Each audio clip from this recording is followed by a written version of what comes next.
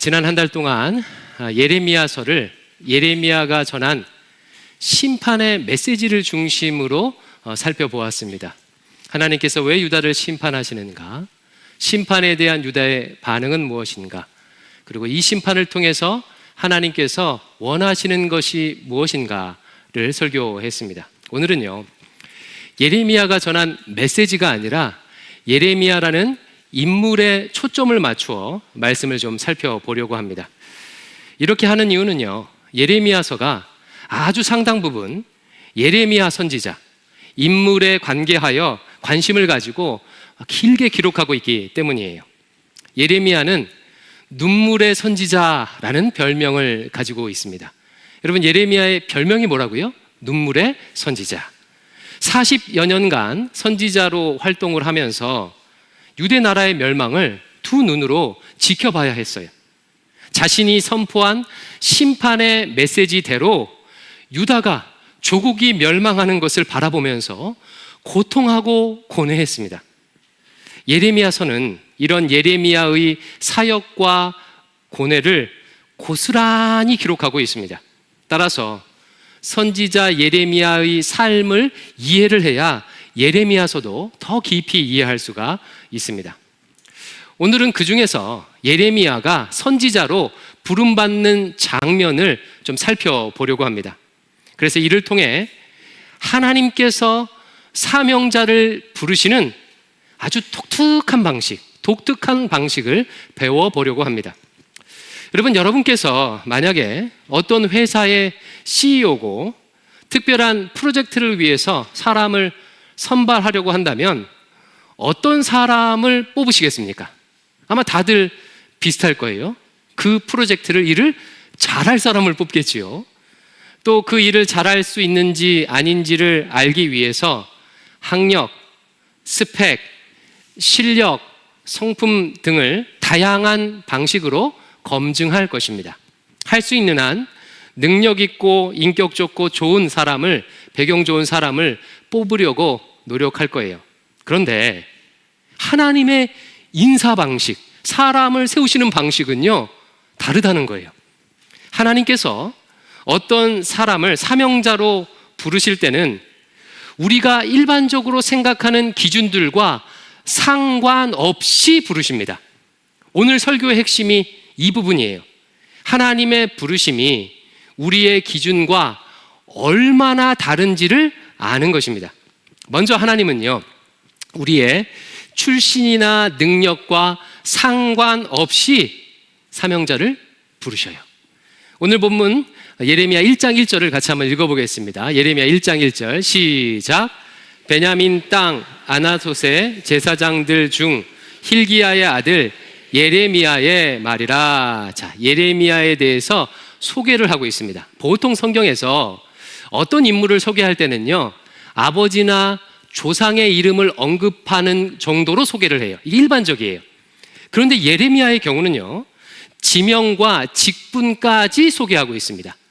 아나돗의 제사장, 중요하다는 뜻이겠죠. 아나돗의 제사장 가문 출신이라는 것은 다른 말로 표현하면 몰락한 제사장 가문 출신이다, 이런 뜻이에요. 몰락한 제사장 가문 출신이다. 이스라엘에서 제사장은 아무나 할 수 없지요. 레위 지파여야 하고 레위 지파 중에서도 아론의 자손이어야 해요. 이스라엘 역사를 보면요, 다윗의 시대에 아론의 자손들 중에 두 계열이 제사장 역할을 했어요. 한 계열은 아비아달 계열이고 다른 계열은 사독 계열입니다. 근데 이 둘 중에서 이 아비아달이라는 제사장이 다윗이 후계자를 세우는 과정에서 아들 솔로몬 왕자 편에 서지 아니하고 다른 아들인 아도니아 왕자 편에 서게 됩니다. 그러니까 우리말로 하면 줄을 잘못 선 거예요. 그래서 나중에 솔로몬이 왕이 되고 난 다음에 이 아비아달을 유배를 보내는데, 어디로 유배를 보내냐면요, 오늘 본문에 나온 베냐민 땅 아나돗으로 유배를 보냅니다. 예레미야는요, 바로 이 아나돗이라는 곳으로 좌천돼 온 제사장 가문 출신이라는 거예요. 하나님께서는 수많은 사람들 중에 하필이면 몰락한 제사장 가문의 사람을 선지자로 부르셨어요. 이왕 제사장 집안 사람을 쓰시려면 중앙 성소에서 핵심 역할을 담당하고 있던 사독 계열의 사람을 쓰시면 되는데, 그러면 더 효과적일 텐데 그렇게 하지 않으셨어요. 사람들이 별로 인정하지도 않고 속된 말로 말빨이 없는 가문의 출신의 사람을 선지자로 쓰신 거예요. 이처럼 하나님의 부르심은요, 그의 출신이나 능력과 상관이 없습니다. 오늘 보면 5절도 같이 한번 읽어볼게요. 5절입니다. 시작. 내가 너를 모태에 짓기 전에 너를 알았고, 네가 배에서 나오기 전에 너를 성별하였고, 너를 여러 나라의 선지자로 세웠노라 하시기로. 이거 어렵지 않죠? 하나님께서 예레미야가 태어나기 이전부터 선지자로 부르시기로 결정하셨다는 거예요. 그러니 하나님의 선택을 받기 위해서 예레미야가 준비하고 쌓아야 할 스펙이 따로 있는 것이 아닙니다. 하나님은요, 준비된 자를 선택하는 방식이 아니라 그가 태어나기도 전에 이미 선택하셔서 선택하신 그를 준비시키시는 방식으로 일하신다는 거예요. 이것이 하나님의 부르심의 아주 독특한 방식이에요. 하나님의 부르심의 이와 같은 특징은 이 세상을 살아가는 약자들에게는요, 복음이 될 수 있겠지요. 여러분, 우리 자녀들과 청년들이 좋은 학교, 좋은 직장에 들어가기 위해서 지금도 얼마나 고생하고 있습니까? 꽃과 같이 향기롭고 여름날처럼 찬란한 이 10대와 20대를요, 그 젊음의 시간을요, 어딘가에 들어갈 자격을 얻기 위해서 아주 죽도록 고생하고 있습니다. 그런데 그런 자격은 아무에게나 주어지는 게 아니에요. 치열한 경쟁에서 살아남은 몇몇 사람들에게만 주어져요. 따라서 배경이 좋지 않거나 가난하거나 집안이 후원을 안 해주거나 물려받은 유전자가 열악하거나 질병이나 장애가 있다면 좋은 학교, 좋은 일자리를 가지는 것이 정말 어렵습니다.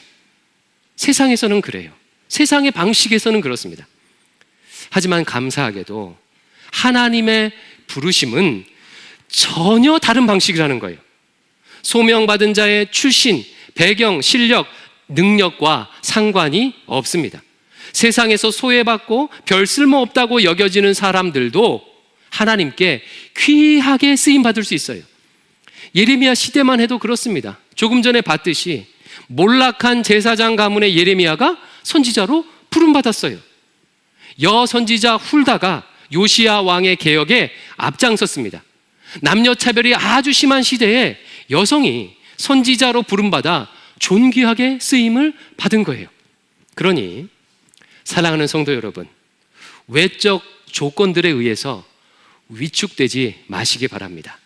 하나님 앞에서는요, 나 같은 사람이 무슨 쓰임을 받겠어 라는 마음을 가질 필요가 없습니다. 그런 위축된 마음은 하나님의 시선이 아니라, 하나님의 기준이 아니라 세상의 기준으로 나를 바라보기에 생기는 마음인 거예요. 자녀를 대할 때도 마찬가지입니다. 내 자녀가 스펙을 쌓아야 하나님의 부르심을 받을 것이라, 하나님께 쓰임 받을 것이라는 착각을 내려놓으십시오. 하나님께서는요, 내가 결혼하기도 전에 내 자녀에 대한 계획을 이미 가지고 계셨어요. 하나님이 택한 자는요, 하나님께서 반드시 사용하십니다. 부모의 역할은 내 아이가 그 하나님의 부르심을 볼 수 있도록 돕는 역할이에요. 하지만 안타깝게도 많은 믿는 부모들이 세상의 기준에 내 아이를 충족시키기 위해 아이들을 막 몰아붙이면서 하나님의 부르심을 방해해요. 다시 한번 권면합니다. 그렇게 하지 마십시오. 자녀들에게 하나님께서 너를 택하셨단다, 너를 귀하고 존귀하게 사용하실 것이란다 라는 믿음만 심어주시면 됩니다.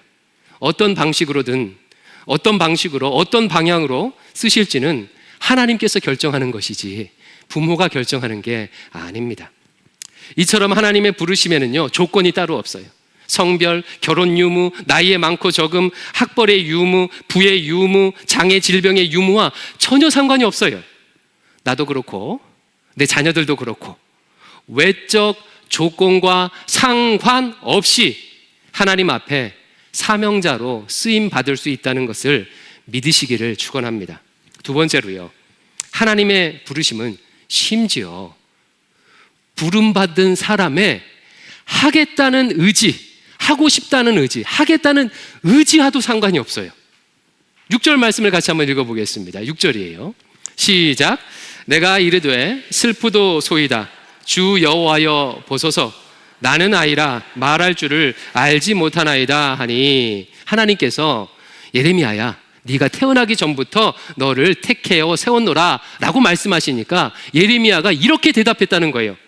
내가 이르되 슬프도소이다, 슬프도소이다. 여러분, 좀 특이하지 않습니까? 만약에 하나님께서 여러분에게 꿈이든지 환상이든지 나타나셔서 내가 너를 택하여 세웠다라고 말씀하신다면 어떻게 반응하시겠습니까? 아마 대부분의 분들은요, 하나님 어찌 이처럼 부족한 자를 택하셨습니까? 하나님 감사합니다라고 하면서 감사로 화답할 거예요. 그런데 예레미야는 특이하게 반응해요. 개역 개정에 슬프도소이다 라고 번역된 말은 히브리어로 하면 아하흐라는 슬픔을 나타내는 감탄사예요. 그러면 아하흐, 감탄사 같잖아요. 아하흐. 그러니까 하나님께서 예레미야를 택하여 세웠다고 부르니까 예레미야가 이렇게 반응했다는 거예요. 슬픔이 가득한 채, 아이고, 아하, 큰일 났다. 이를 어쨌을까? 여러분, 보통 사람을 선발할 때는 실력이 조금 부족해도요, 하겠다는 의지가 보이면 그 의지를 보고 선발하기도 합니다. 그렇지 않습니까? 저는 어린 시절부터 무협 영화를 굉장히 좋아했어요. 무협 영화를 보면 가끔 이런 장면이 나옵니다. 어떤 사람이 무술의 대가에게 찾아가서 제자가 되려고 찾아가서 부탁해요. 근데 대가가 한 번에 받아주지 않습니다. 문전박대해요. 그러면 이 찾아온 사람이요, 그 문 앞에서요, 하루 종일 몇 날 며칠이고 이렇게 앉아 있어요. 혹은 온갖 수모를 담으면서 잔심부름을 다 하면서 자신을 거두어 달라고 간청해요. 그러면 그제서야 비로소 제자로 받아주는 거예요. 해보겠다는 그 의지를 보고 받아주는 것이죠. 일에 있어서 성패를 좌우하는 것은 실력뿐만 아니라 하겠다는 의지도 정말 매우 중요합니다. 아니, 하겠다는 의지가 더 중요할 때가 훨씬 더 많은 것 같아요.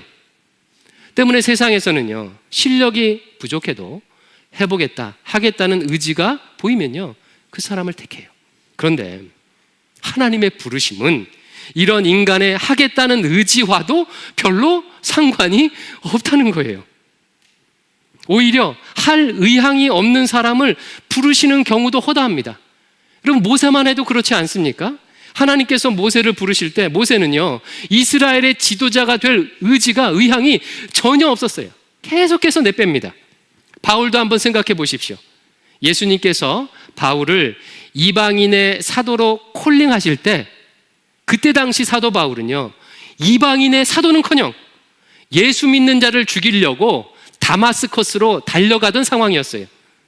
예수님과의 반대 의지가 충만했던 그런 사람이었습니다.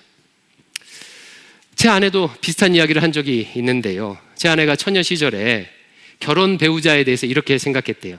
나는 나중에 정치하겠다는 사람이나 목회하겠다는 사람하고는 절대 결혼하지 않겠다, 이렇게 마음을 먹었답니다. 여러분, 정치가의 배우자 생각만 해도 힘들겠다는 마음 들지 않습니까? 목회자의 아내는 어떻습니까? 여성분들에게 한번 묻습니다. 남편이 목사 되겠다고 하면 허락하시겠어요? 제가 생각할 때는 은퇴를 잘 준비해 놓은 60대 이상만 아마 고려할 것 같아요. 결국 제 아내는요, 저를 만났습니다. 당시 정치학을 전공하면서 목회를 고려하던 저와 만나서 결혼을 했어요. 저는 결혼한 지 2년 만에 신대원에 들어갔습니다. 이처럼 하나님의 부르심이 인간의 의지나 인간의 선호와 상관이 없을 수 있다는 거예요. 상관이 없다는 거예요. 이것은 얼핏 보면 인간의 감정을 무시하는 억압적인 방식인 것처럼 보이지만, 다른 한편으로 생각해 보면 사명자가 사명을 감당하는 원천이 되는 거예요. 여러분, 다음에 두 사항을 한번 비교해 보십시오.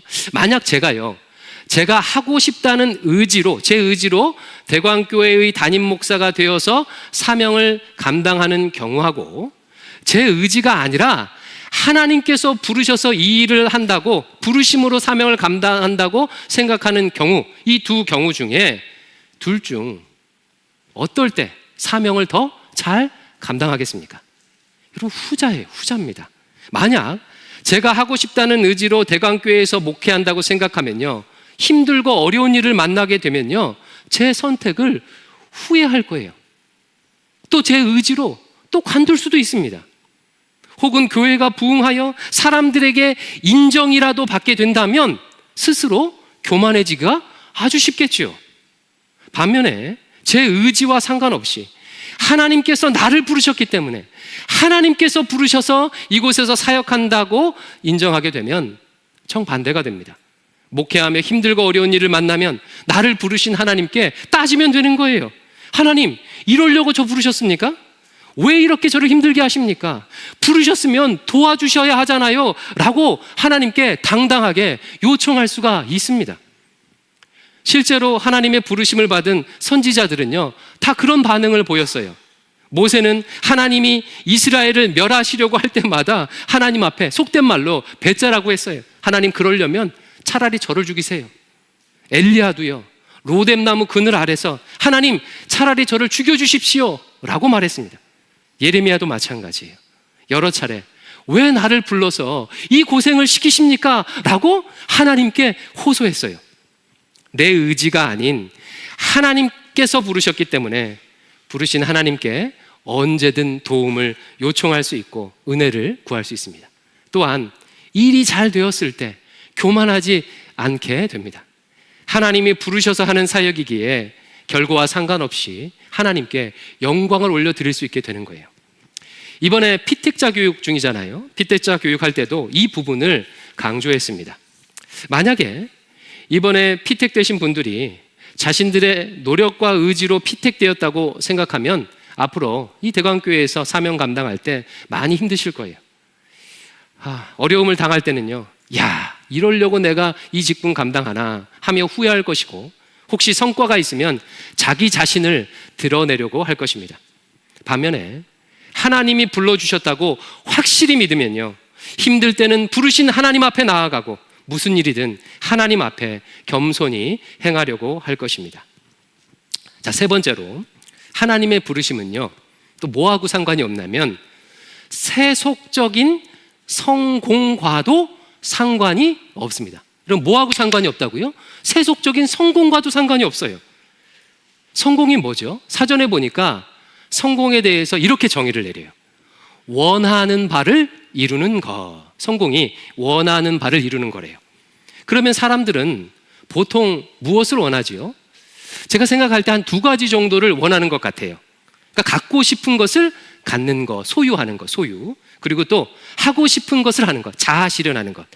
소유나 혹은 자아 실현, 이 둘 중 하나 같습니다. 내가 가지고 싶은 돈, 명예, 권력, 사람을 소유할 때 성공했다고 하거나, 내가 하고 싶은 것을 함으로 자아 실현을 하게 될 때 소위 성공했다고 말해요.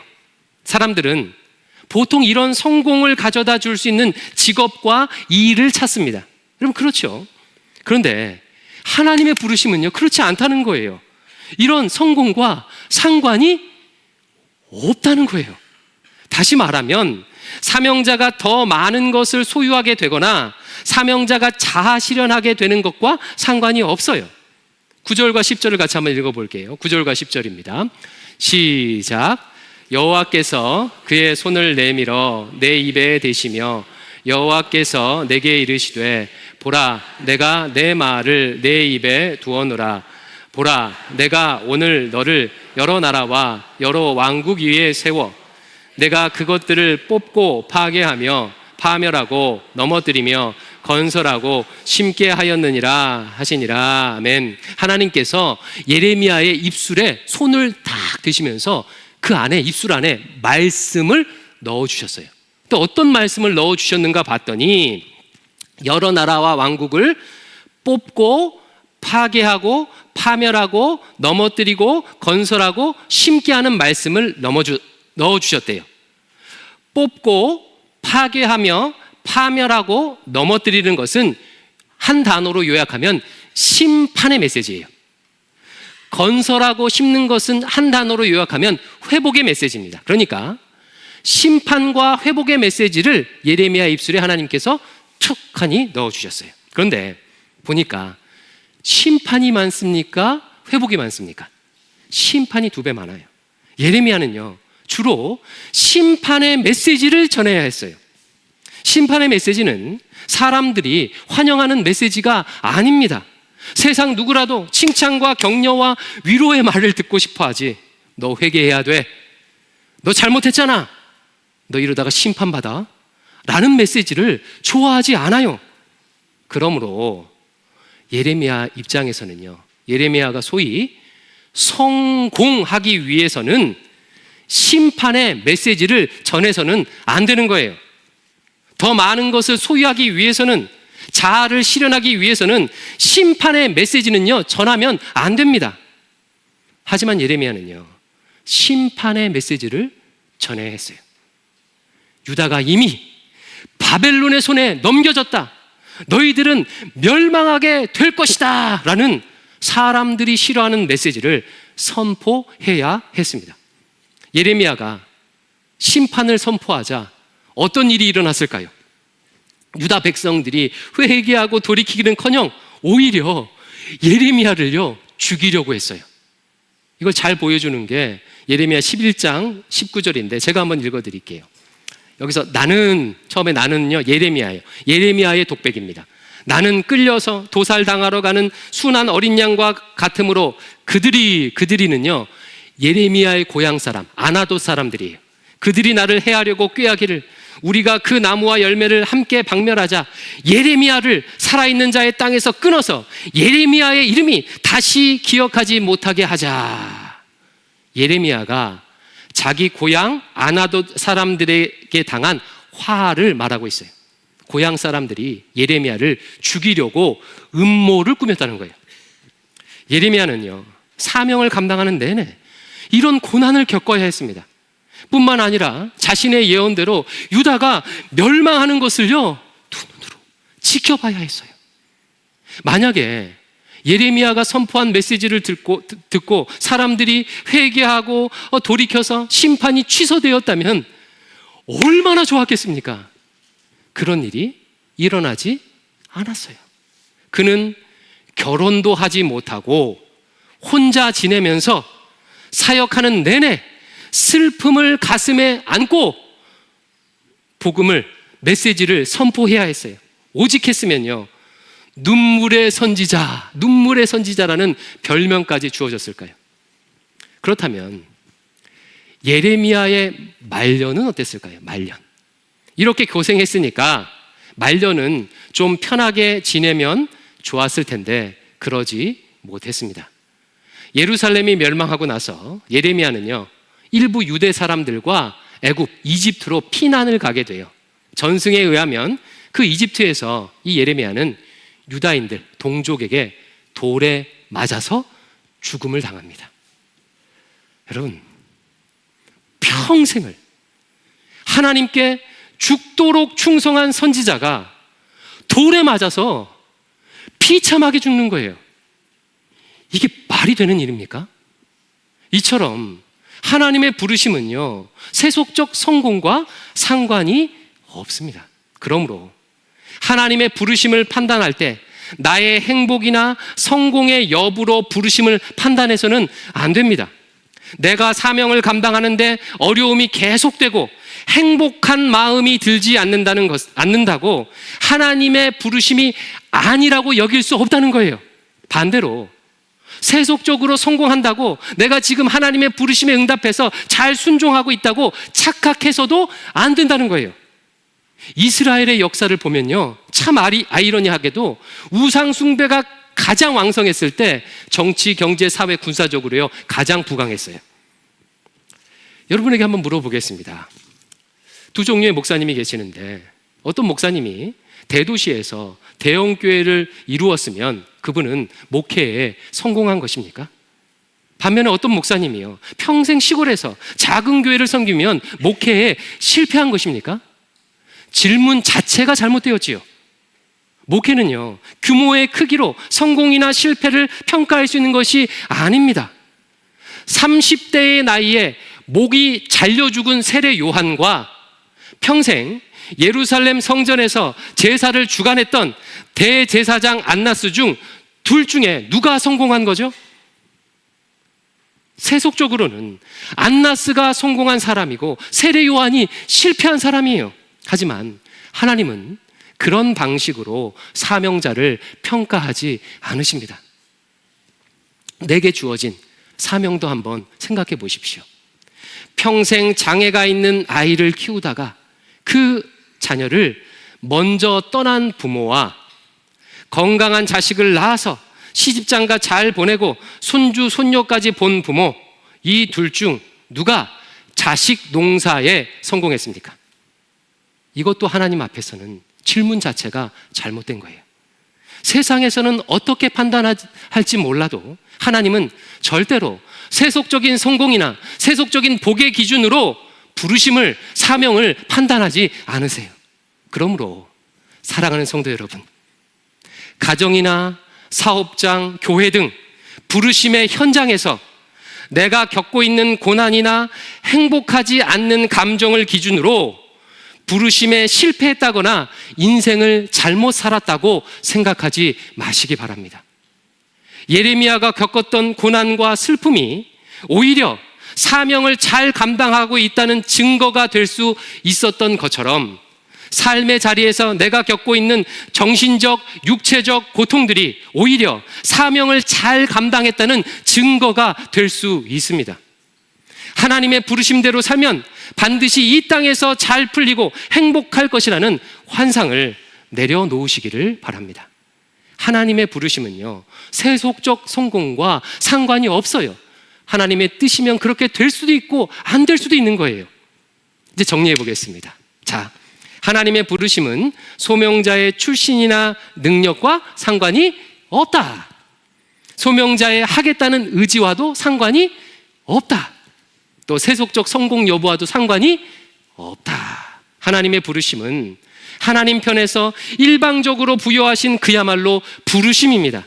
이유와 원인, 그 결과는 다 알 수 없지만 주인 되신 하나님께서 부르셨기에 응답해야만 하는 부르심이 하나님의 부르심이에요. 그러므로 부름받은 사명자가 선택할 수 있는 것은 단 한 가지밖에 없어요. 하나님의 부르심대로 순종할 것인가의 여부예요. 마지막으로 우리 7절을 같이 한번 읽어볼게요. 7절입니다. 시작.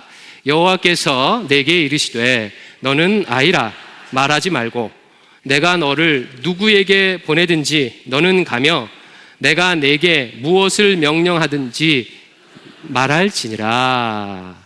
하나님께서 예레미야에게 부르실 때 고려하고 원하셨고 상관하셨던 것은 한 가지였어요. 누구에게 보내든 가고 무엇을 명령하든지 말하라.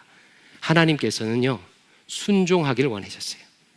하나님의 부르심은 오직 하나, 소명자의 순종의 여부하고만 상관이 있습니다. 인격적인 하나님은요, 소명자의 선택을 존중하셔요. 그의 마음에 들어와서 그의 마음을 억지로 바꾸어 놓지 않으십니다. 어려울 때는 도와주시고 때로는 사람도 붙여주시고 능력도 주시고 길을 알려주시고 위로해 주시고 함께해 주시지만 우리 마음을 강제로 조종하지는 않으세요. 소명자의 순종 여부는 소명자에게 온전히 맡기셔요. 그러므로 소명자가 상관해야 할 것은 단 한 가지예요. 하나님의 부르심대로 순종할 것인가? 가라 하면 가고, 멈추라 하면 멈추고, 말하라고 하면 말하고, 침묵하라고 하면 침묵할 것인가? 말씀을 맺겠습니다. 사랑하는 성도 여러분, 하나님의 부르심과 관련하여 여러분에게 무엇이 가장 상관이 있습니까?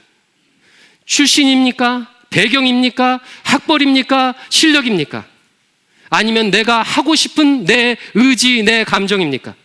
아니면 행복 여부, 성공의 여부입니까? 하나님은 단 한 가지만 상관하신다는 것을 기억하시기 바랍니다. 순종. 하나님의 말씀대로 순종하는 것을 상관하십니다. 하나님의 부르심에 순종으로 화답하는 대광의 성도들 되시기를 축원합니다. 우리 이 마음을 담아서 우리 순종을 하나님께 찬양으로 고백하겠습니다. 주님 다시 오실 때까지 찬양하겠습니다. 주님 다시 오실 때까지 나는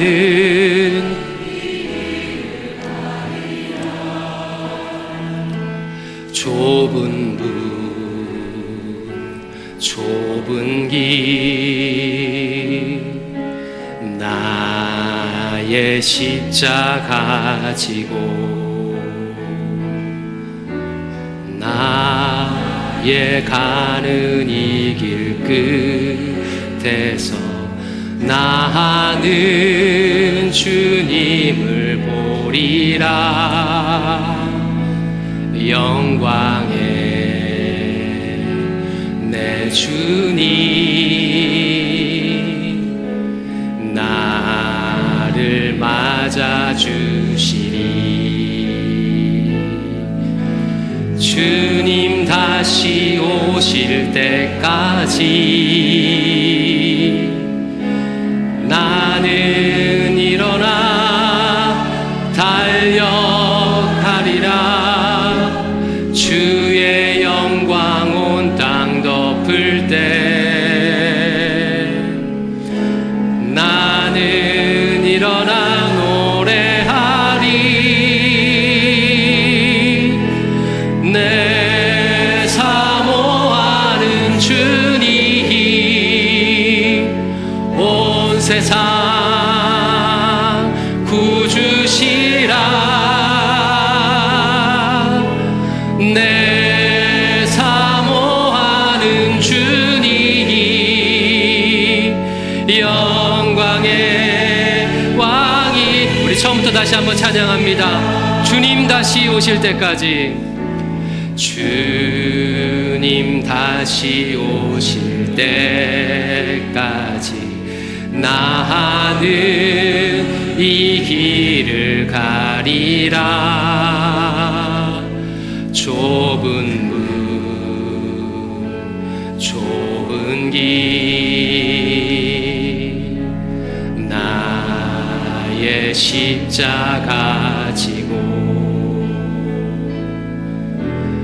나의 가는 이 길 끝에서 나는 주님을 보리라. 영광의 내 주님 나를 맞아주시리. 주님 다시 오실 때까지 나는 일어나 달려가리라. 주의 영광 온 땅 덮을 때 나는 일어나 노래하리. 내 사모하는 주님 온 세상 구주시라. 내 사모하는 주님 영광의